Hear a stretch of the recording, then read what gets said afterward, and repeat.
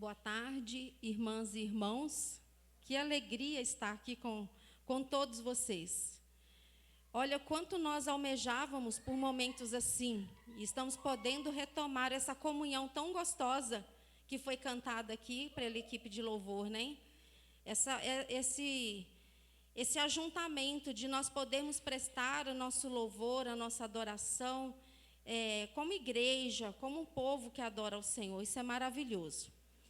E eu agradeço muito o convite, agradeço ao pastor, o conselho, né, por ter liberado, né, vamos convidar a Marília, mas o pastor nem conhece a Marília, quem é a Marília, né? Então, obrigada, viu, pastor, deu meu abraço ao conselho. Essa igreja é muito querida, né? Que bom ver alguns rostinhos aqui, ver o seu Diógenes, companheiro, né, esse adolescente, companheiro de evangelização lá na Avenida Atlântica, Levi também. Tem um outro companheiro também que nos ajudou muito, que sempre quando eu venho aqui me dá muita saudade, que era um amigo muito querido, que é o seu Lauro. Né, aquele adolescente também que sentava lá na praça por 2 anos e Deus nos desafiou a fazer um culto a céu aberto, uma igreja sem teto. E eu tive a ajuda do Levi, do irmão Lauro e de outros irmãos. Que tempos bons, né, que Deus nos dá para juntos fazermos a obra do Senhor, né? Desenvolvemos ali o ministério com os moradores de rua na Avenida Atlântica. Alguns irmãos aqui iam, Gabi também chegou a ajudar, mas seu esposo. Foi momentos assim que Deus nos permitiu fazer algo. Que privilégio poder servir ao nosso Deus. Então, assim, eu tenho um carinho muito grande pela vida dos irmãos. É uma igreja também missionária, irmãos que têm amor pela obra do Senhor, pelo reino de Deus, e isso é muito bom. Né? São irmãos e amigos, amigos e irmãos, e é muito bom a gente ter essa comunhão em Cristo Jesus, que dá a liga, como a Gabi falou, né? Bom, antes de nós iniciarmos, eu quero fazer um convite. Nós também estamos lá, né? Nossa SAF também está atuante. Nós temos um trabalho dia 19, que vai começar com um café da manhã. O povo do Jardim Apurá e da Cidade Dutra gosta da comelança, né? Mas tem que ter. Então, eu quero convidar todas as irmãs a estarem conosco. No próximo sábado, às 19 horas, vai começar com o café, depois vem a palestra, e depois nós vamos ter um dia cheio de atividades. Vai ter tarde da beleza, vai ter oficinas, então vai estar bem rico. 9h30. 9h30 é o café, em seguida é a palestra, depois, durante o dia, nós temos lá várias atividades voltadas para a mulher, aproveitando o nosso dia que passou, mas a gente vai comemorar até dia 19. Estamos comemorando aqui hoje nesse ajuntamento, né, o Dia Internacional da Mulher, e também dia 19, lá no Jardim Apurá. Então, vocês todas, meninas lindas, estão convidadas, né, para estarem conosco lá nesse momento também de tanta alegria, de tanta comunhão. Bom, gente, eu sou mineira, né, e adoro uma prosa. Então, por isso, quando a Lara me falou, é um chá, eu falei, vai ser um chá, não um chá para palestra, mas para um bate-papo, para uma prosa. Então, eu vim aqui conversar com vocês. E eu quero que vocês interajam, a gente pode tirar dúvidas, a gente pode fazer perguntas, né? Então, é um chá com prosa. E para a introdução, já que nós vamos refletir sobre a mulher, né, cristã no mundo virtual, e parabéns pelo mural ali, está lindo. Eu quero fazer uma introdução, porque por que surgiu esse mundo virtual, né? Então, a gente vai pensar um pouquinho sobre isso e depois a gente introduz, né, no estudo propriamente dito. Então, o tema é esse, mulher cristã no mundo virtual. Vamos bater um papo de introdução. Nós vamos falar um pouquinho sobre tecnologia, né? O mundo virtual, eu quero colocar um conceito aqui que eu acho bastante importante, que a gente tem uma noção, a sociedade tem uma noção que é um mundo paralelo. Tem um sociólogo chamado Zygmunt Bauman, que eu gosto muito do que ele fala com relação a essa questão, e ele coloca justamente isso, que o mundo virtual ele não é paralelo, ele faz parte da nossa vivência. E é justamente entender que ele é um conceito paralelo é que a gente tem crimes que acontecem lá e a falsa sensação e a sensação de impunidade que muitas vezes permite esses acontecimentos. Quando a gente começou esse boom, né, da internet, as pessoas acharam que ali era terra de ninguém. E não é. Faz parte da sociedade, faz parte da nossa vida, faz parte do nosso cotidiano e não é algo à parte, né? Então, isso é muito importante, porque as pessoas têm esse conceito de que é à parte e não é. Então, por exemplo, eu posso falar o que eu quiser no mundo virtual. Não, não é bem assim. Tem consequências das ações também no mundo virtual, assim como tem também, né, fora desse meio tecnológico, dessa aparelhagem toda. Então, por exemplo, se qualquer um de nós estivermos ali no ponto de ônibus e falarmos algo que ofenda, nós vamos ter uma consequência imediata. Por nós termos uma consequência imediata, a gente tem o quê? Um freio, né? O nosso processo inibitório vai inibir, a gente vai ter aquela etiqueta, aquela polidez para o bom convívio. E a internet dá essa falsa sensação, porque estamos distantes, né, de que não tem essa consequência, que a gente pode falar o que quer, pode fazer o que quer, né, e aí as pessoas vão tendo ações lá não éticas, não corretas, que agridem, né, que são violência verbal, que muitas vezes desrespeitosas, preconceituosas. É lógico que estou dando um exemplo negativo, mas a gente tem também o aspecto positivo, mas, para o momento, agora, eu quero trabalhar isso. Então, o mundo virtual, ele não é paralelo. Ele faz parte da sociedade, ele faz parte do nosso cotidiano, e nós devemos ter essa consciência, porque nós estamos inseridos, né, nessa sociedade que lida com a tecnologia em diversas relações, em diversos, né, momentos. E a tecnologia, ela veio contribuir e modificar também a forma que nós trabalhamos, a forma que nós nos comunicamos, a forma que nós fazemos diversos trabalhos e tarefas no nosso dia a dia. Ok? E eu sou mineira, adoro uma comida mineira. Para mim, a culinária, desculpa, para mim, né, quem vai ficar com ciúme, para mim, a culinária mineira é a melhor. Né? Vou puxar sardinha para o meu lado, lógico. Mas eu não quero cozinhar no fogão a lenha, e eu já cozinhei no fogão a lenha. Então, quando a gente vê alguns aspectos bem negativos desse mundo virtual, a gente tende a, não, vamos fazer um movimento de abolir, nos alienar, não vamos usar, certo? Mas não é esse o movimento que devemos fazer. Devemos fazer um movimento de como podemos usar essa ferramenta para sermos pessoas que fazem a diferença, como ser sal e luz usando essa ferramenta, como sermos mulheres que realmente dão um bom testemunho usando essa ferramenta. Eu lembro, no interior, quero falar de uma igreja co-irmã, sem citar o nome, mas algumas igrejas que proibiam o uso da televisão quando surgiu a televisão no Brasil. Eu era criança.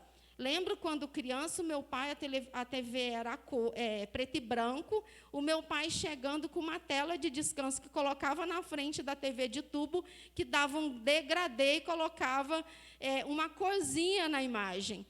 E aí, nesse momento, esse avanço foi uma sensação, foi uma super evolução para a época. E aí a gente teve igrejas co-irmãs sérias, que, com medo disso, os irmãos vão ler menos a Bíblia, os irmãos vão faltar ao culto, os irmãos vão ser contaminados por determinadas coisas. O que é que a gente vai fazer? Vamos proibir. Não é esse o movimento, porque isso não cria uma conscientização, não cria uma postura adequada para nós estarmos inseridos aonde nós devemos estar, dando testemunho. Nós, como cristãos, nós devemos conviver para sermos sal e luz. Esse é o nosso desafio.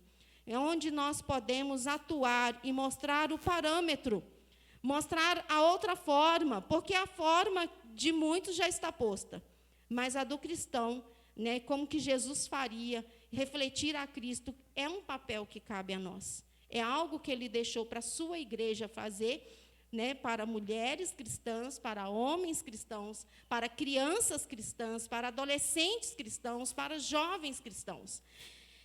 Então, essa tecnologia nos possibilitou, então, duas questões bem interessantes. O encurtamento do tempo e do espaço. Então, toda essa tecnologia, todo esse avanço, trouxe para nós mais velocidade. Na época, final do século XIX, início do século XX, o que a gente teve? A gente teve a invenção do automóvel, né? E o automóvel trouxe velocidade, aí veio aquela ideia futurista, né? Do homem moderno ao homem veloz. Gente, agora a velocidade do automóvel ficou para trás, porque se você manda uma mensagem no seu WhatsApp, em frações de segundos, lá no Japão já recebeu. Olha só, Brasil, São Paulo, Cidade Dutra, comunicando lá com o outro lado do mundo em frações de segundos. Eu acho que eu estou até aumentando o tempo, né, em frações de segundos. Olha só, encurtou espaço geográfico e encurtou tempo. Então, essa tecnologia, ela veio trazer para nós também excesso de informação com a globalização. Porque hoje, se já nos pesa ter as notícias ruins de São Paulo, imagine o peso que isso traz para nós, termos a notícia em tempo real da guerra na Ucrânia. Em tempo real. Não é uma cobertura por um correspondente de guerra, um jornalista correspondente de guerra, depois chegando até nós. É em tempo real. Isso é assustador e isso também traz peso para nós. Outra questão que a tecnologia trouxe para nós também, nessa mudança de encurtamento de tempo e de espaço, é que o nosso trabalho agora, ele não ficou mais simples. O nosso trabalho é mais complexo. A pessoa que está inserida hoje no mercado de trabalho, seja mulher, seja homem, seja jovem, ele tem que saber lidar com essas ferramentas. Então, a ferramenta ela é complexa. Por quê? Porque a tecnologia também continua avançando muito. Então, toda hora é um aplicativo diferente, toda hora é uma ferramenta digital diferente, que nos exige dominá-la para desempenharmos determinadas tarefas. Então, e que a SAF está dominando muito bem, eu recebi um convitinho muito lindo no meu WhatsApp, que provavelmente foi feito aí com um desses recursos de aplicativo, que faz aí esses posts, né? E olha só, mas saber dominar, eu não sei, quando eu não sei dominar isso, e quando, né, o avanço é muito rápido, o que vai gerar em nós? Um estresse. Então, a tecnologia ela trouxe algo positivo, mas ela traz também as doenças da modernidade. São patologias, estão classificadas lá, né, no livro internacional de doenças. São doenças comportamentais, são psicopatias sociais, né, que vão gerando determinado transtorno, e aí eu quero colocar 2, que é o tecnoestresse, que é causado por vários fatores, mas eu vou citar 3 fatores. É quando nós nos sentimos limitados diante de tanta tecnologia, e a gente precisa desempenhar determinadas tarefas e saber usar essa tecnologia. Imagina aí, você trabalha numa empresa, e, de repente, essa empresa agora começa a usar uma plataforma digital. Antes, essa empresa usava lá os fichariozinhos para fazer um controle de estoque. E agora vai transferir esse controle de estoque todo para uma plataforma digital. E aí aquele funcionário que anotava manualmente no fichariozinho, o que ele tem que fazer?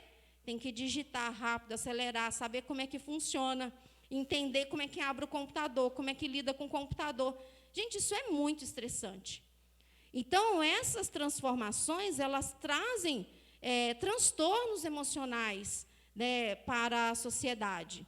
Abrindo um parêntese aqui, como essa SAF se preocupa com a saúde emocional, né, das sócias, das mulheres, que a última vez que eu vim, eu falei sobre ansiedade, né? Então, isso traz um transtorno, né, traz um estresse muito grande. Também, primeiro fator, a limitação.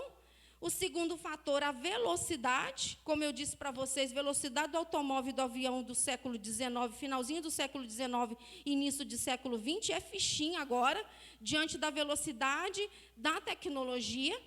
Então, nós não somos máquinas.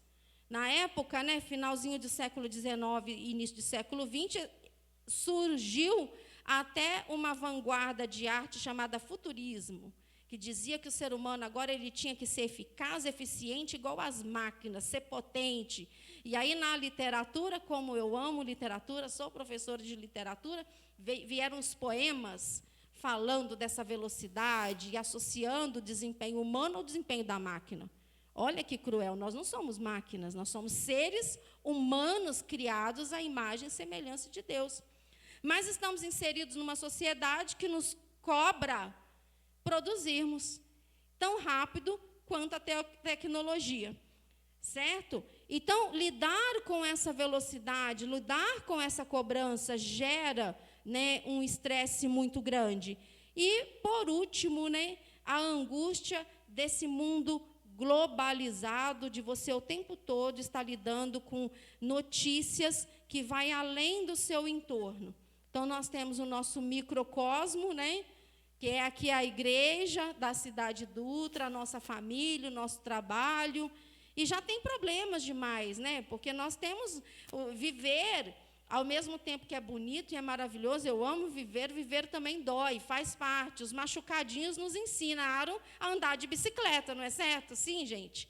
Porque nós caímos, nós tivemos a alegria e a delícia que era o quê? Andar de bicicleta, o ventinho correndo no cabelo, né? Essa coisa gostosa da brincadeira, do esporte. Mas teve que cair.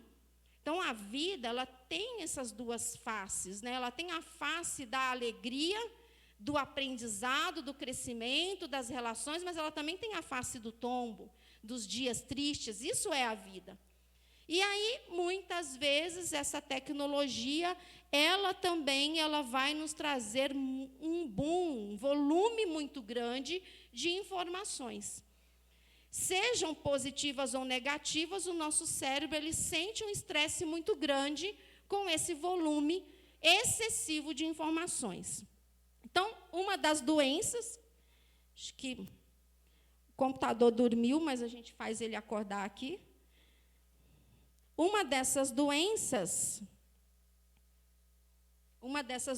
é o tecnoestresse, e agora, outra, que é a nomofobia.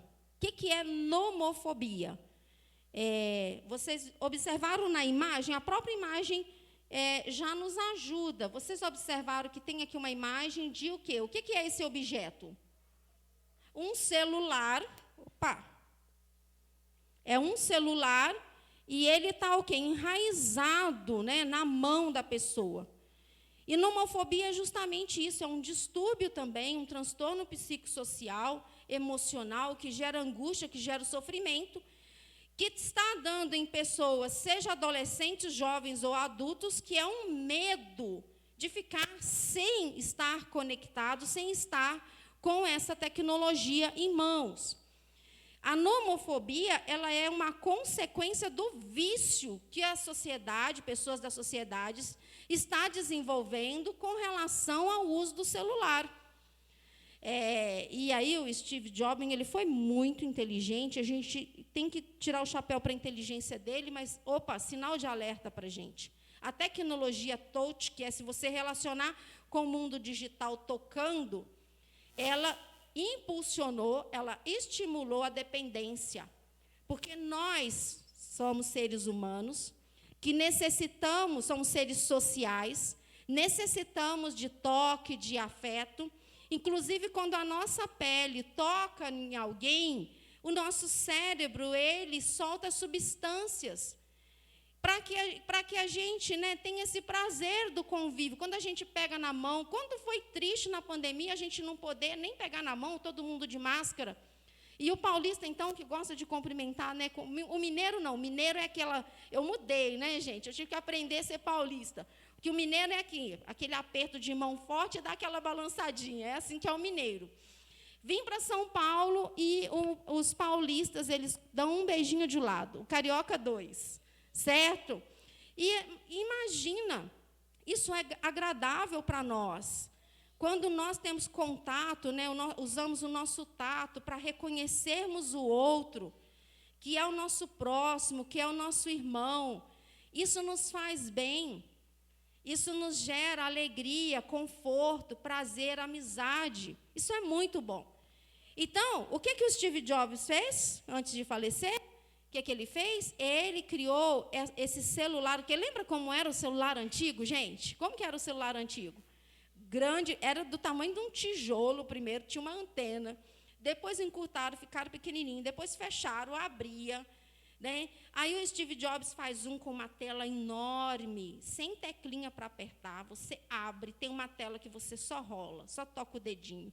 O que está indo para a tecnologia? A forma do comportamento humano, o estímulo do comportamento. Nós gostamos de toque, nós somos afetivos, nós somos relacionais. Então, ó, isso aqui vai, o Steve Jobs, isso aqui vai dar muito certo. Isso aqui vai virar uma febre. Porque todo mundo vai ter. Porque todo mundo vai gostar de se interagir. É errado? Não. O perigo é substituir as relações humanas, do toque, do tato, do olho no olho, por uma carência, uma dependência a um aparelho. Aí vem o individualismo, aí vem o isolamento, e aí vem a nomofobia. Medo excessivo de ficar sem conexão, de ficar sem o aparelho. Eu não sei se vocês sabem, gente, mas existem já clínicas especializadas em internar pessoas com vício do celular. A gravidade disso, né? Nós que trabalhamos diretamente com a educação, hoje eu estou trabalhando mais diretamente com escola, né? Não estou atuando mais como psicopedagoga clinicamente, só institucionalmente. E a gente vê os adolescentes não conseguem ir ao banheiro sem o celular. Mas não é só adolescente, os pais dos nossos alunos também não ficam sem. Chega ao ponto da coordenação fazer uma reunião de pais e o pai não desgrudar do celular. Chega a esse constrangimento. E ele teria que estar ali inteiro para falar do filho, esquece tecnologia, mas está na mão. E aí as notificações começam a rolar e a pessoa começa a ficar ansiosa. O que está acontecendo que eu não sei? Qual é a última notícia? E aí isso vai gerando ansiedade, angústia.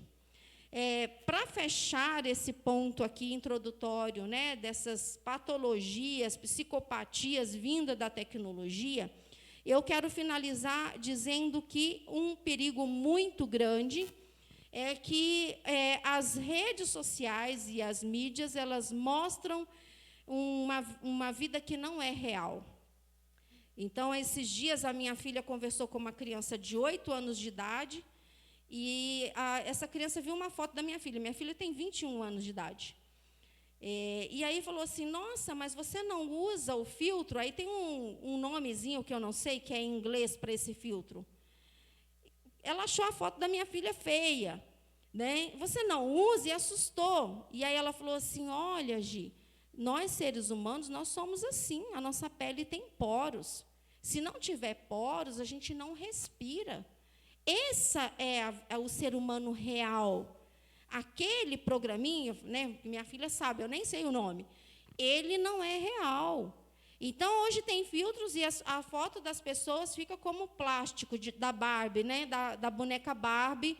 Isso é um perigo. Nós, que não somos da era digital, quem é novinho igual a mim, né, tem a comparação de como era antes as fotos analógicas, o filme da Kodak, que você guardava na geladeira, mandava revelar. Hoje, as crianças elas não têm os parâmetros. Qual que é o que está ficando como verdadeiro para ela? As imagens digitais, de um mundo que não é real. Outra questão interessante, que o ser humano, ele em queda, o ser humano ele é pecador. Gênesis, né, nos deu essa notícia de que o Senhor nos criou perfeitos em estado de graça, mas Adão pecou juntamente com Eva, comendo do fruto do conhecimento do bem e do mal. O que aconteceu? O ser humano pecou, o pecado entrou não só no ser humano, mas também em toda a criação. Então, nós vivemos num mundo em queda. E o ser humano, esse homem em queda, ele quer esconder as suas misérias. Ele quer esconder o seu lado feio. Quando Adão e Eva pecaram, o que eles fizeram? Fugiram da presença de Deus, não é isso, crianças? Já escutaram essa historinha? Fugiram da presença de Deus, fizeram roupas, porque eles perceberam que estavam nus e eles tiveram vergonha de quem eles eram, de como o estado em que eles se estavam. E não é uma vergonha, isso é um ponto de vista meu, né? Não é uma vergonha simplesmente do corpo, mas é da alma que desnudou, de uma alma agora que já não está perfeita, não está no estado de graça diante de Deus, e que agora é pecaminosa, capaz de fazer o mal, uma alma que agora é vil. E eles se envergonharam e eles tentaram cobrir isso com o quê? Com as folhas, Gênesis capítulo 3, com as folhas de uma figueira. Então, o ser humano continua tentando esconder o seu lado feio, de miséria. Ele continua fazendo esse exercício. Então, lá no Facebook, lá no Instagram, no TikTok, né, o que a gente vai encontrar? Somente as fotos bonitas, somente os momentos bacanas. Os momentos de tristeza não vão ser postados lá. Os momentos de tragédia não vão ser postados lá. Salvo exceções. Estamos vendo a guerra na Ucrânia sendo nos videozinhos do TikTok, né? Mas, assim, na sua grande maioria, nós temos o quê? Pessoas com perfis perfeitos. Ali não é o céu. O céu, o local sem mancha, sem mácula, sem dor, ainda iremos sermos resgatados para Ele. Quando Jesus vier buscar a sua igreja, ou quando nós subirmos primeiro. Mas ali não é. Então, é plástico, é falso, não é verdadeiro. E isso cria nas pessoas uma felicidade tóxica, uma felicidade que não é real, um mundo que não é real. Por que viver? Para que a gente tenha a alegria de sentir o ventinho do vento no rosto quando anda de bicicleta, precisa cair. É assim, né? Quando a gente conquista algo com esforço ou com sofrimento, quando a vitória vem, a gente tem aquele prazer, aquela alegria, mas teve que passar por esse processo. Então, esses são os problemas, introdutoriamente, que eu falei, relacionados, né, à tecnologia e a esse mundo virtual, que não é um mundo paralelo. Faz parte do nosso cotidiano. Então, Colossenses 2:8, quem quiser marcar, pegar a sua Bíblia aí, fala algo bem interessante, é um conselho do apóstolo Paulo, que eu quero usar para nós aqui, porque a Bíblia ela é atual, e é um conselho que o apóstolo Paulo dá aos irmãos de Colossenses, e que ele também nos dá hoje, para nós inseridos nessa cultura de tecnologia, nessa sociedade de evolução. Podem ler para mim, por favor? Todas? Podem ler, por favor.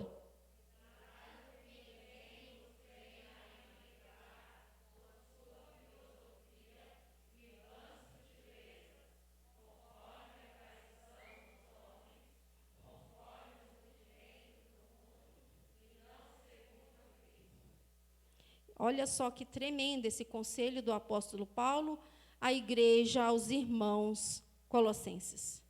Cuidado. Então, eu não diria para nós que nós devemos nos alienar e não usarmos as mídias. Estamos usando aqui agora, né? Isso é bom, mas temos que ter cuidado. Cuidado com as vãs filosofias, porque por trás de uma cultura desenvolvida por um ser humano, tem uma filosofia. Eu citei para vocês aqui, quando o Steve Jobs deixa, antes de morrer, vários projetos tecnológicos para a empresa a qual ele trabalhava. E ele deixa, e eles estavam lançando esses projetos, e um deles era a tecnologia touch, essa questão de tocar e interagir com a tela. Então, cuidado, devemos estar o quê? Alertas. A Bíblia nos adverte que nós devemos fugir da aparência do mal, que nós devemos ser prudentes. Então, devemos ter cuidado para que as vãs filosofias, as sutilezas das tradições humanas, dessa cultura feita por um homem caído, por um homem em queda, não venha a ocupar o espaço na nossa vida dos valores e dos princípios que Cristo deixou para nós. Então, a tecnologia, ela veio para ser uma ferramenta que a igreja pode usar. E o quanto a igreja usufruiu dessa tecnologia para que nós tivéssemos culto na pandemia, para que nós pregássemos o evangelho. E o quanto isso foi bom. Mas nós devemos ter cuidado para que quando você pegar o seu Instagram lá e você ir nas suas configurações, você tem mais tempo de rolar a barrinha do Instagram para ver fotos mais bobas possíveis do que com a sua leitura bíblica. Cuidado, alerta. Então, nós devemos viver nesse mundo alertas, sabendo que os princípios que nos regem não são os princípios que emergem de uma cultura humana caída, mas são os princípios revelados para nós nas Sagradas Escrituras, que Deus deixou aqui para nós. Nós vamos falar daqui a pouco disso mais. Então, irmãs e irmãos, é possível nós desenvolvermos a nossa vida cristãmente, em qualquer sociedade.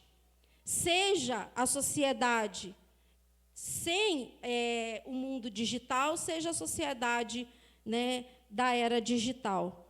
É possível. Por quê? Porque o que deve nos reger são os princípios, os valores da Bíblia. E aí eu quero trabalhar com vocês aqui, bem rapidamente, alguns pontos que vão nos mostrar esses princípios, e que eu acho que é fundamental para todos nós que estamos inseridos numa sociedade que evoluiu muito, e tende a continuar evoluindo.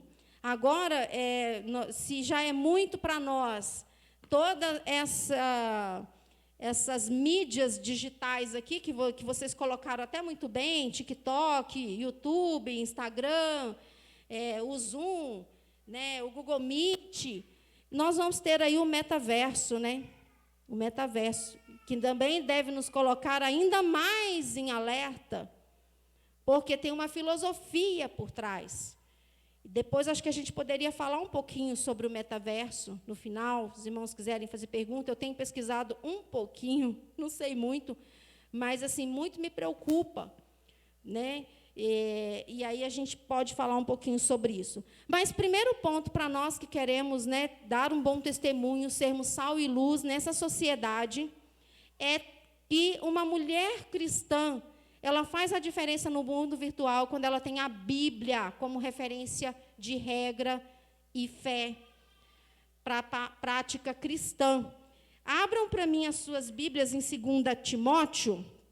É um texto muito conhecido. 2 Timóteo 3,16. 2 Timóteo 3,16.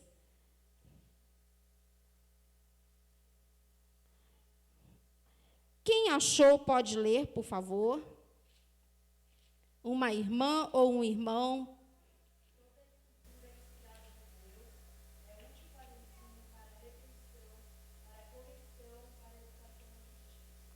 Amém.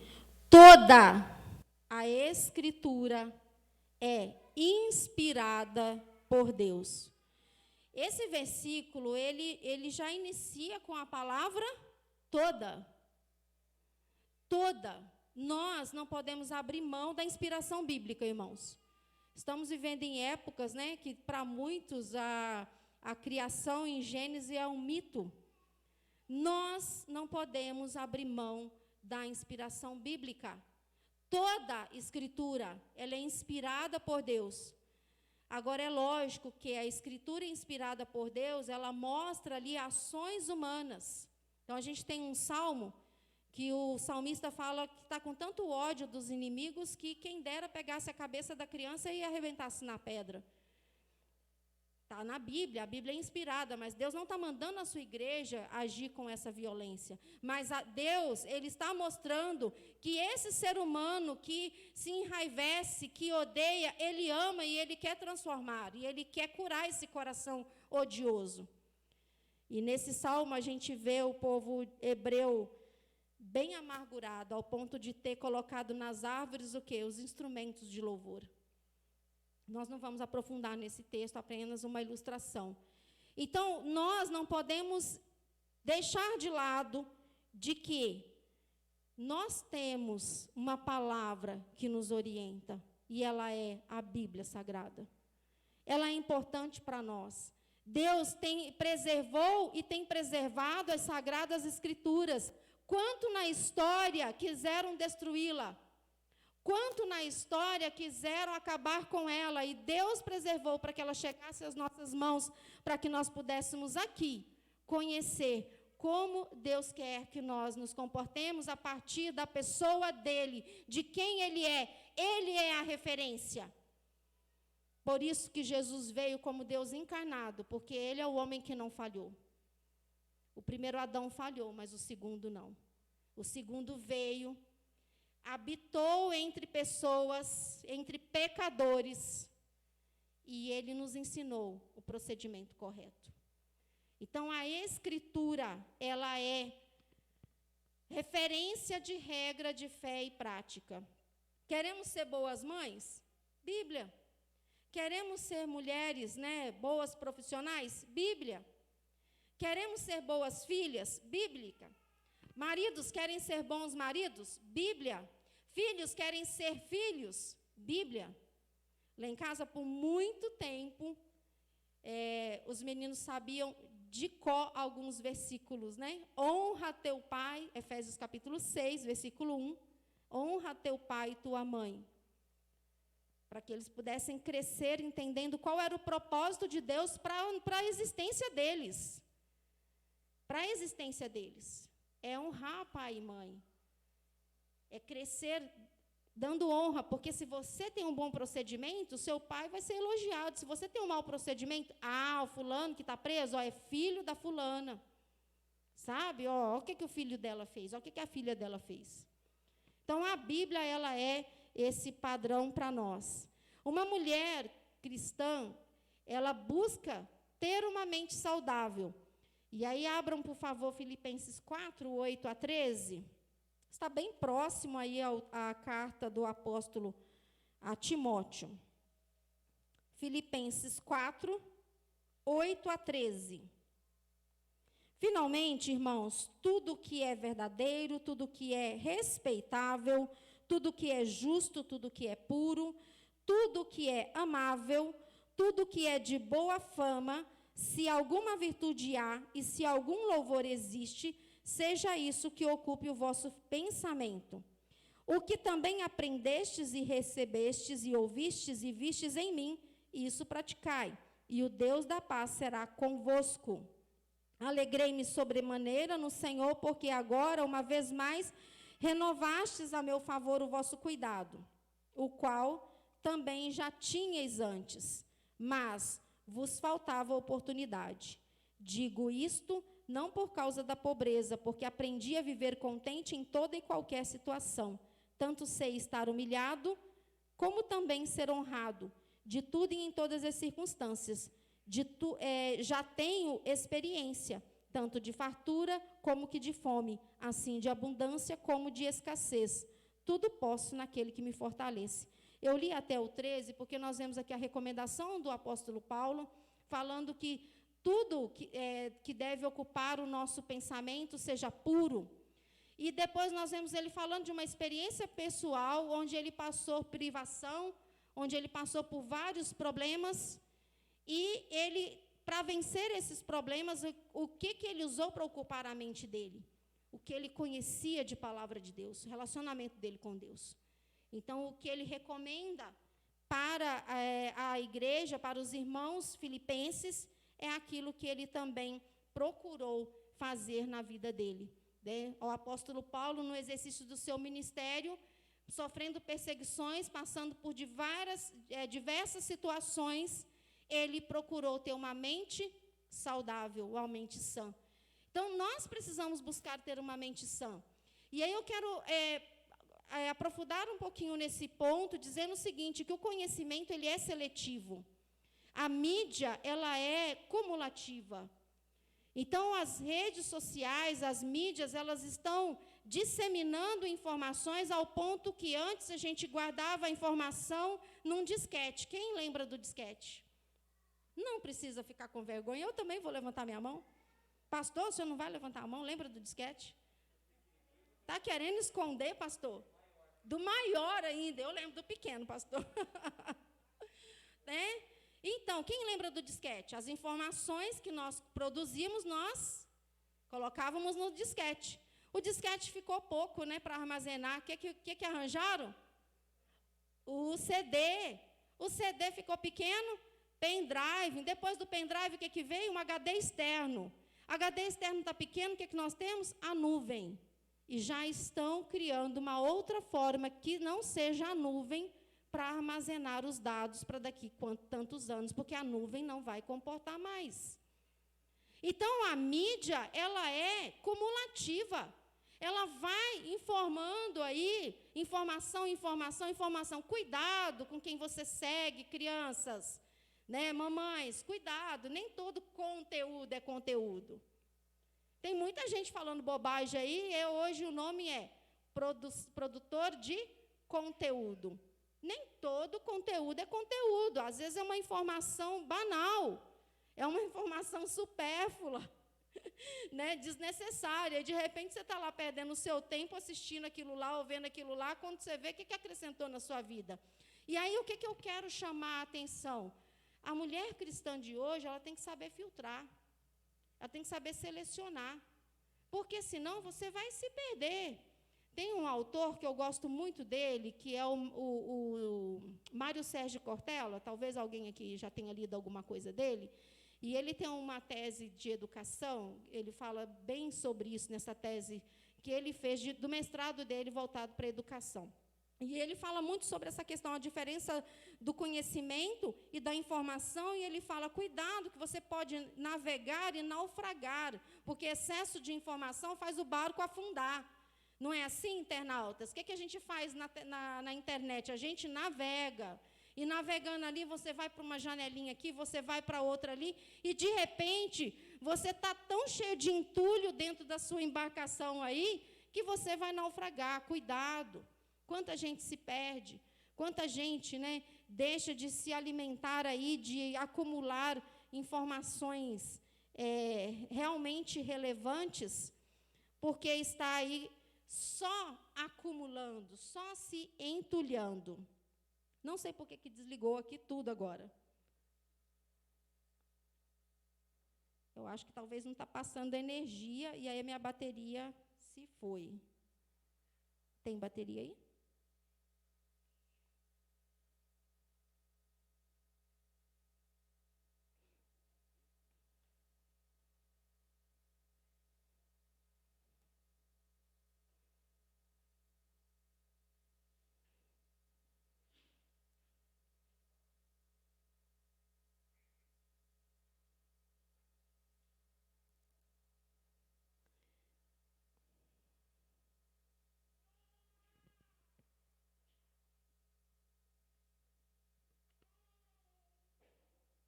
Bom, vamos continuar sem.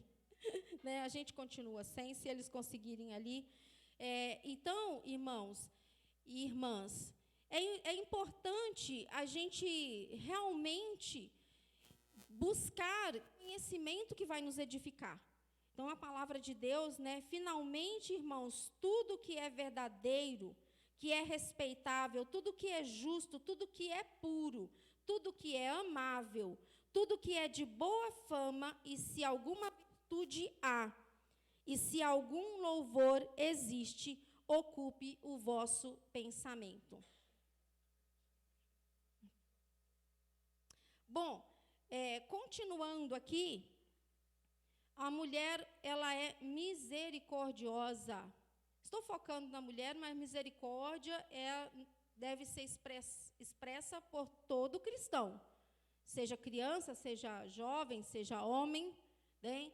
Ela deve ser misericordiosa e bondosa. Eu amo esse texto e eu coloquei isso porque, gente, achando que a internet é terra de ninguém, a gente vê barbáries, desrespeitos aí nesse mundo virtual. Colossenses, bem próximozinho, os textos estão próximos para que vocês possam achar.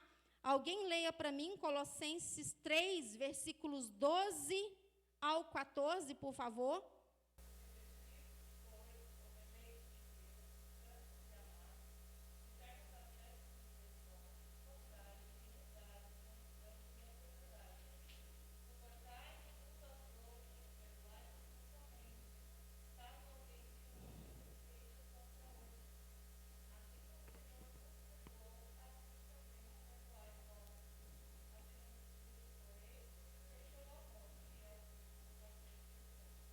Esse texto é maravilhoso, eu gosto muito desse texto, né? Revesti-vos. Perceberam o que é colocar uma nova roupagem? Revestimento. O que é revestir, né? É você colocar uma cobertura. Então, o cristão, ele vai se revestir de quê? De misericórdia. Olha que tremendo. Revesti-vos como eleitos de Deus. Gente, não dá para nós termos postura que não mostram que nós somos de Deus. Não dá. Eu falo o que eu quero, eu falo do jeito que eu quero, eu derrubo a barraca, sei lá, comigo eu não levo desaforo para casa, comigo bateu, levou. Não dá. Se nós, como crentes, não sabemos resolver conflitos conforme Jesus ensinou, quem vai saber? Quando a igreja não fala, a pedra clama. Então, nós temos que ser revestidos de misericórdia, de bondade, humildade, de mansidão, de longanimidade, suportai-vos, não é no sentido de te suportar assim, eu não te tolero, né, não gosto de conviver com você, faço um esforço muito grande de suportar, não. De você ser suporte, de você ser amparo. Amparo.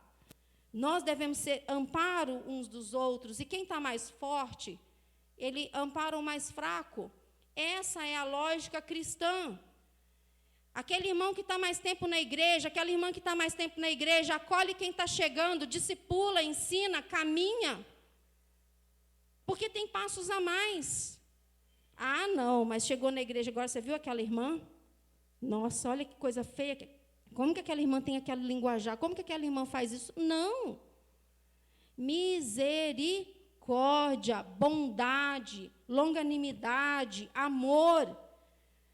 Resumindo todas essas virtudes de uma mulher cristã, é o amor, que 1 Coríntios 13 fala. Ainda que eu falasse a língua dos anjos, é inútil se não tiver amor. Então, qual é a linguagem que transcende, né, todo entendimento? O amor. É a metalinguagem. Trabalho numa escola inclusiva, e às vezes assim, a gente vê algumas respostas dos alunos, né, da modalidade de educação especial, que eu falo, olha o amor que transcende. Você vê um avanço num aluno que jamais seria previsto, mas é possível. Por quê? Porque tem uma linguagem de amor, tem alguém que está olhando com amor e está se dedicando a ensinar aquela criança a ler e escrever. Então, ela transcende. Então, não adianta, né, falarmos bem, sermos poliglotas, termos os cursos, as especializações, os mestrados, os doutorados, os pós-doutorados, se nós não falarmos a linguagem do amor. Então, irmãs, o Senhor nos chama para sermos expressão do amor que Ele nos ensinou. O amor que nós temos não é um amor que ele é inerente a nós, ele é emprestado. Porque Deus é amor, nós temos amor. Porque Deus nos amou, porque Deus nos criou. E nós devemos expressar esse amor. Discernimento. Então, uma mulher cristã precisa de discernimento Ezequiel 44, 23. Agora eu vou fazer vocês caminharem um pouquinho. Quem está com a Bíblia, né, de papel, quem está no celular, vai digitar aí. Caminhar um pouquinho para o Velho Testamento, os profetas maiores. Ezequiel 44, 23. Logo após, né, o livro do profeta Jeremias e Lamentações. Estou abrindo aqui também. Quem achou primeiro pode ler.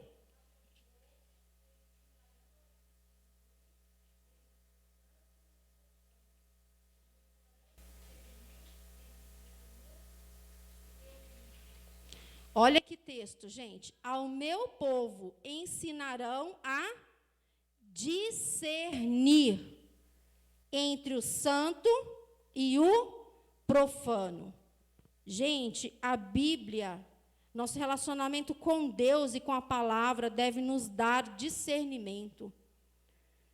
Tem coisa com aparência de mal aí entrando nos nossos lares e fazendo arraso. Porque o povo está faltando o quê? Entendimento. Jesus, ele disse assim, errais por não conhecer as Escrituras e nem o poder de Deus. O que nos dá discernimento? A Bíblia. Cuidado, quantos filhos estão se perdendo, mamães? Está entrando tanta coisa por falta de discernimento. Ah, não tem nada a ver não, o que tem? E aí essa falta de discernir entre o que é santo e o que é profano, e a gente, quando vê, está aquela antiga história, que ela é muito conhecida, eu vou citar aqui, não quero ser uma pessoa inovadora, né? Só quem criou do nada é Deus, então, a do sapo, que se joga ele numa água quente, o que ele faz? Pula. Uma coisa que o sapo sabe fazer é pular.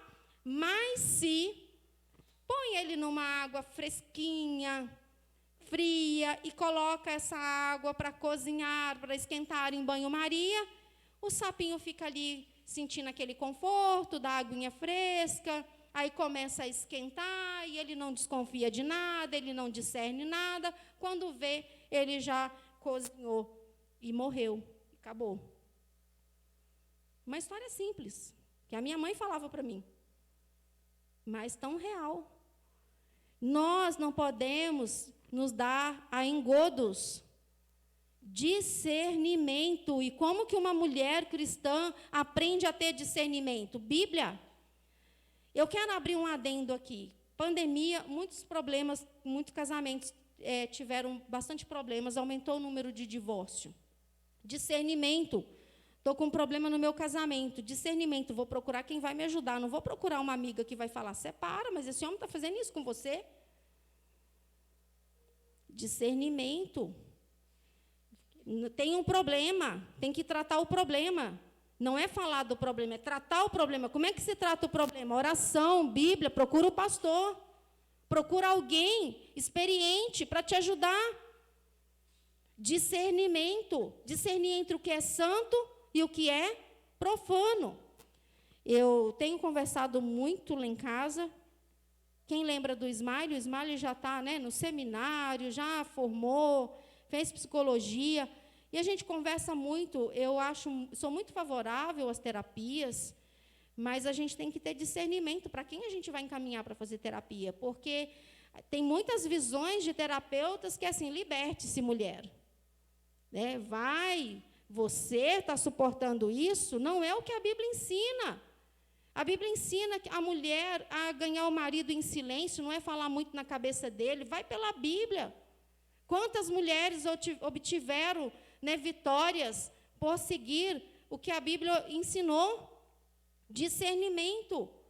Hoje as pessoas estão com problema, às vezes a pessoa é péssima para conviver no ambiente de trabalho, ela tem sérios defeitos de relacionamento, ela tem desvios de conduta, de personalidade. Vai na terapia, você tem que trocar de emprego, porque você tem que ser feliz. Mas não trabalha o ego, não trabalha o problema. Qual que é o problema? Desvio de conduta, que a Bíblia diz que é pecado. Mas a sociedade lá fora vai trabalhar como desvio de conduta, menos mal do que não enxergar que existe desvio de conduta. Mas discernimento, tratar o pecado. Discernimento.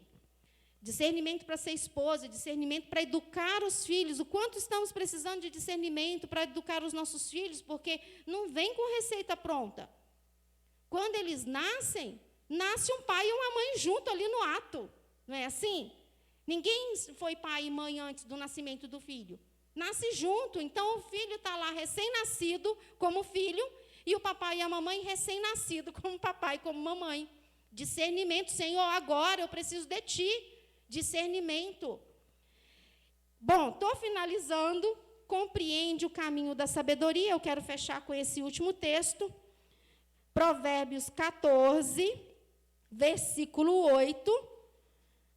Quem já se prontificou e abriu aí, por favor. Provérbios 14, versículo.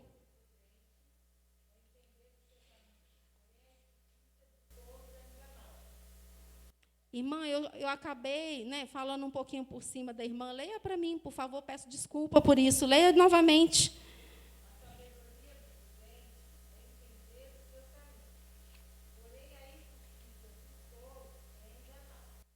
A sabedoria do prudente é entender o seu caminho.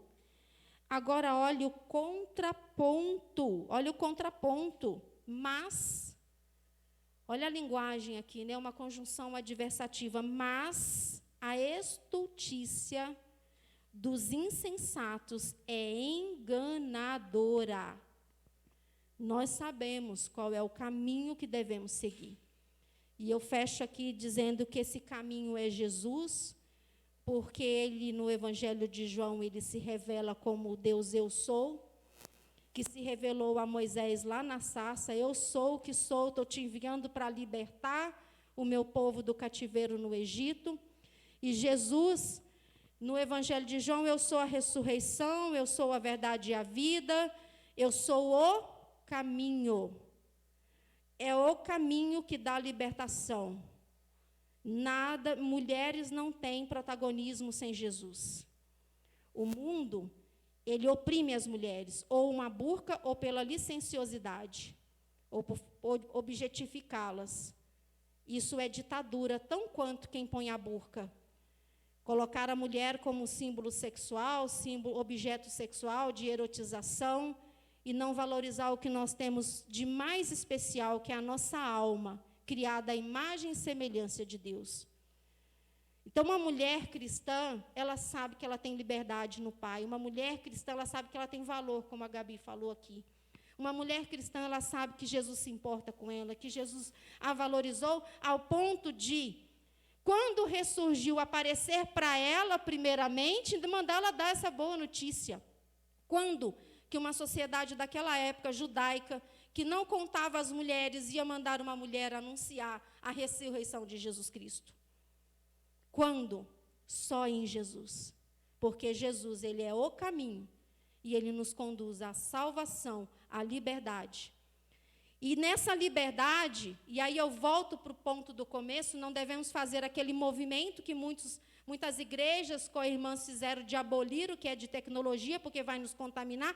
Nessa liberdade de escolha, possamos nos firmar na palavra, para usarmos o que a sociedade tem com discernimento, para fazermos a diferença. Amém? Que Deus abençoe. Se vocês quiserem fazer alguma pergunta, se não, passo a palavra para as organizadoras, tá? Só para finalizar, a gente está tendo aí agora, um novo avanço da tecnologia, que é o metaverso. Vai trazer muitos perigos. De repente, quem sabe, numa outra oportunidade, a gente fala um pouquinho sobre isso. Tem perguntas? Creio que não. Eu gostaria de orar por nós, porque o mundo é complexo e nós precisamos de Deus na nossa vida para nos ajudar a sermos esposas, mães. Eu acredito que cada mãe aqui, cada mulher que está aqui tem sua luta. Eu acredito que passa por dificuldades, A vida não é fácil. Nós temos as nossas cargas, mas a gente sabe que o jugo de Jesus, ele é leve, E quando a gente troca, Coloca esse fardo que muitas vezes, como mulheres, levamos de viver numa sociedade, né, que às vezes não nos valoriza, às vezes nos impõe determinadas coisas. Quando a gente pega esse fardo e coloca para Jesus, nossa vida fica mais leve, mais alegre.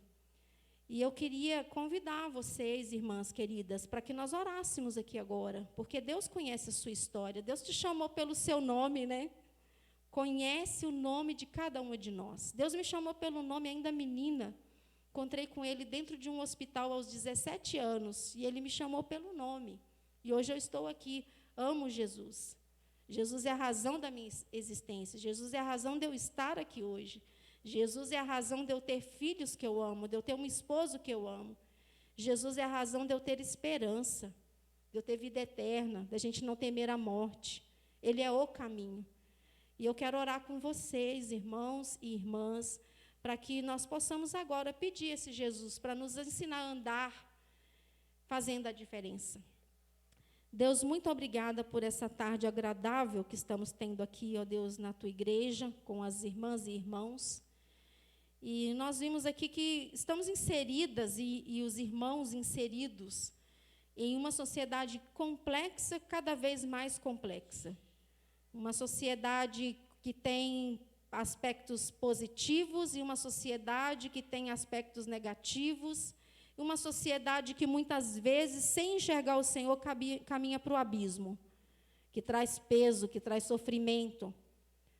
Eu quero pedir ao Senhor que o Senhor trabalhe em nós, que o Senhor nos ajude a caminhar com discernimento, através da tua sagrada Escritura, para que nós possamos, Senhor, fazermos a tua vontade, estarmos no centro da tua vontade, sermos um instrumento da tua vontade, aonde o Senhor nos colocar, porque o Senhor confiou algumas tarefas a nós, não porque nós não temos erros, não porque não somos limitadas, somos sim, o Senhor bem sabe, mas o Senhor nos amou como nós somos e nos chamou e nos trouxe para a tua maravilhosa luz, para nos transformar e nos confiou algumas tarefas.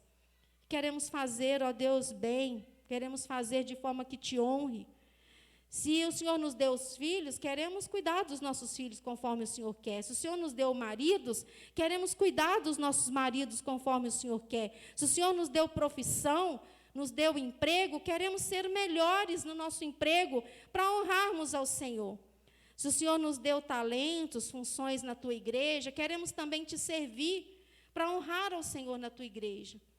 Pedimos ao Senhor, ó Pai, que nos instrua, que nos abençoe, que trabalhe no nosso coração, que nos ajude, nos fortaleça nas dificuldades, nos problemas que enfrentamos nos nossos lares.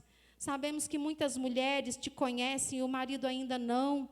Sabemos que muitas mulheres alcançaram o Senhor numa certa idade, tiveram os filhos que ainda não te conhecem. Sabemos, ó Deus, de tantas situações que para nós são pesadas, para nós são difíceis, mas para o Senhor não é, porque tu és grande, tu és tremendo. E que essas irmãs aqui, o maior valor delas seja aprender a confiar no Senhor, nas tuas promessas.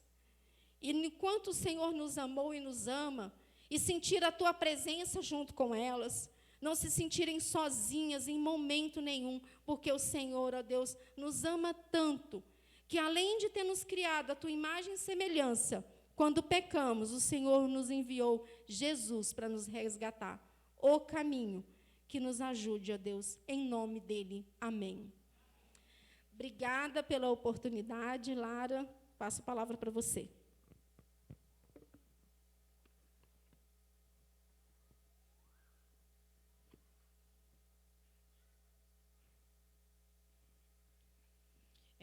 Em nome da SAF, Marília, né, particularmente o meu nome, né, a gente agradece novamente por você ter aceito o convite para trazer essa palestra, muito importante, né, edificante. Né. Marília a gente conheceu, mas levei mais ou menos uns 13 anos, nós fizemos um encontro de casais lá com a igreja de Interlagos, quando o pastor mais a Marília estavam lá, né. E desde então estão acompanhando, nos aconselhando no nosso casamento. e na educação do nosso filho. A gente quer deixar uma lembrança para ela pelo Dia Internacional da Mulher, né? Que Deus continua usando, viu, Marília, na vida, não só na nossa vida, né, da nossa família. A gente tem um pezinho lá e outro aqui, lá em Apurá e outro aqui, na cidade de Dutra. Tampa o ouvido, viu, pastor? Sabe que o tanto que a gente ama aquela igreja. Eu também queria agradecer, né, as nossas irmãs da SAF do Jardim Apurá, que eu gostaria que elas ficassem em pé para a nossa igreja conhecer. Desde já a gente quer agradecer pelo convite, né, pela programação de sábado que vem. Quem puder e quiser participar, né, com certeza será uma bênção. Agradecer a presença da secretária da Federação de SAFs do Sudeste Paulistano, a nossa irmã Célia, que é da Igreja Vila Mariana, né? Seja muito bem-vinda, muito obrigada. A gente tem alguma outra visita em nosso meio? Não?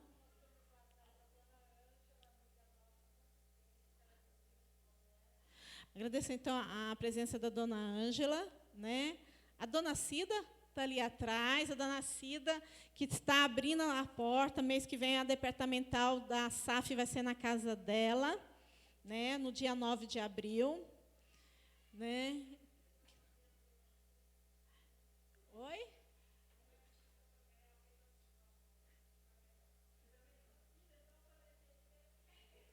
O que ela falou? A avó do Paulo, qual que é o nome dela? A Cida também. Nós estamos com duas Cidas aqui. A Liz, né? A Liz, Elisamar, que já são filhas daqui, né? A pequena Isabela, né, que está aqui. A Jo é minha vizinha, né? Mas a Manu, a minha cunhada, minha sobrinha, né? A minha assistente da SAF, vai estar indo em toda a programação da SAF. Também queria agradecer à Junta Diaconal, viu, por ter nos apoiado, né? Subiram os bancos, limparam lá o salão social. Sim, seu Diógenes.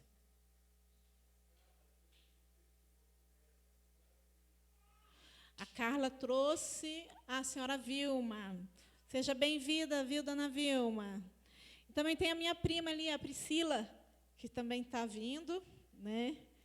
E o pequeno Natan, né? A Natana, o Nicolas. É que eu confundi, são 4, então a gente confunde. Né? Eu vou pedir o seu Diógenes para estar fazendo a oração final. E logo após eu vou dar um aviso como vai ser o salão social, como a gente vai proceder lá no salão social.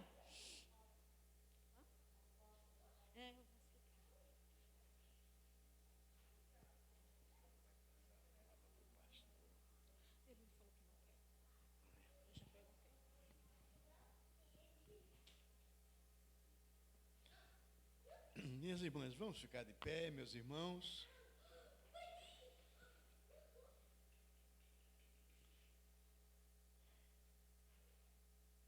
Eu não sei como está o seu coração. O meu sei. Está feliz. Amém? O meu coração está contente. Como é que está o seu coração? Está feliz? Está alegre? Que o Senhor Jesus possa colocar no seu coração a vontade dEle. E que você esteja preparada para isso. Amém, minhas mães? Amém. Glória a Deus. Senhor Deus, te agradecemos por esse dia. Te agradecemos, Senhor, pelas vidas que aqui estão. Te agradecemos, Senhor, porque Tu és o maravilhoso Pai, porque Tu és o nosso conselheiro, Tu és o Deus forte, o Pai da eternidade. Senhor de misericórdia, leva-nos agora, Pai, para aquela sala lá embaixo, onde está preparado, que Tu permitisse que fosse preparado, Senhor, um chá para nós partilharmos com as irmãs e os irmãos que aqui estão. Senhor de misericórdia, que essas irmãs, ao voltarem para casa, voltem alegres, felizes e sabendo que o Senhor Jesus já está fazendo grandes coisas em sua vida. Muito obrigado por tudo, Pai, em nome de Jesus. Amém, irmãs? Amém. Glória a Deus.